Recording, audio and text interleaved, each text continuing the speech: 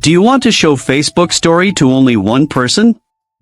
You can make Facebook Story visible to only one person with just a few simple steps. Before we begin, please like this video and subscribe to our channel. I've also included some helpful tools and apps in the description, so be sure to check them out. To make a Facebook Story visible to only one person. First, open the Facebook app on your mobile device. Once you're on Facebook, tap on Create Story at the top of the screen. Now, take a new photo or video, or choose one from your gallery to use as your story.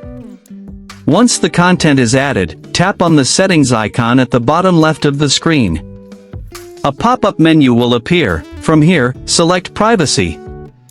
Now a new screen will open with different story setting options. Under Who can see your story, select Custom.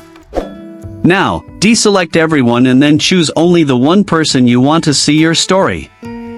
After selecting, tap the back button to go to the previous screen. Again, press the back button.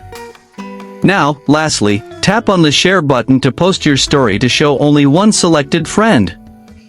Your story will now be visible to only the one person you selected.